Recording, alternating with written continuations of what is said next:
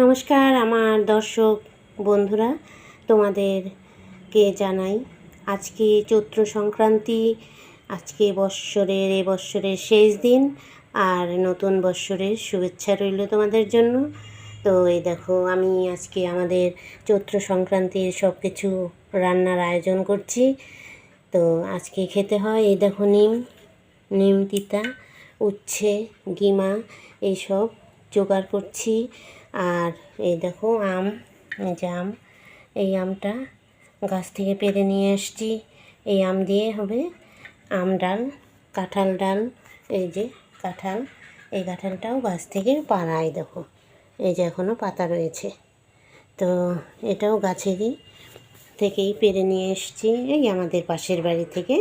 তো যাই হোক, আজকে কাঁঠাল দিয়ে ডাল হবে, আম দিয়ে ডাল হবে, সঙ্গে লেবু আছে দুটো, সজনে চচ্চড়ি করব, উচ্ছে ভাজি করব, নিম বেগুন করব, গিমা শাক করব।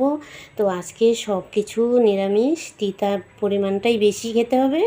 তো আমার বাপের বাড়িতে এইসব নিয়ম ছোটোবেলা থেকে দেখেছি, সেই রকমভাবে শিখে আসিনি।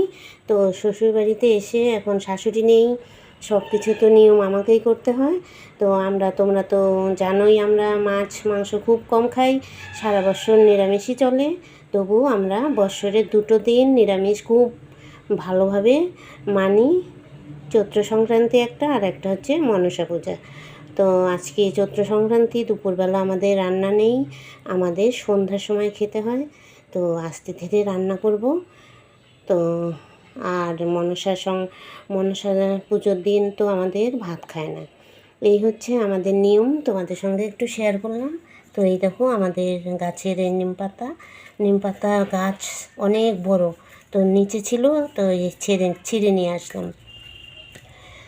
অনেক বড় হয়েছে গাছটা মন্দিরের উপরে।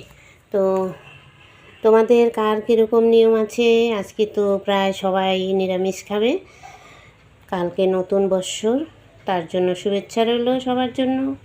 আজকে তিতা ডাল, আম ডাল এইসব খেয়েই দিনটা কাটাতে হবে, শাকসবজি খেয়ে। তারপর কালকে নতুন বৎসরের অপেক্ষায় সবাই আছে, কাল ভালো মন্দ খাবে, নতুন পোশাক পরবে।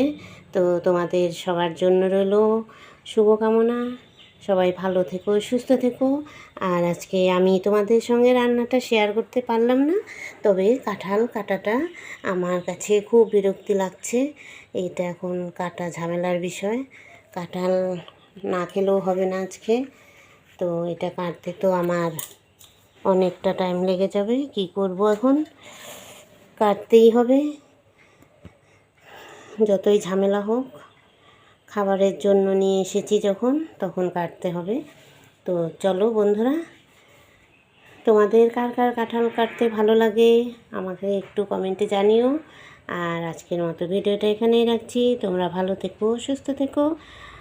আবার দেখা হবে নতুন ভিডিও নিয়ে, তোমাদের সামনে চলে আসবো। আজকের মতো টাটা।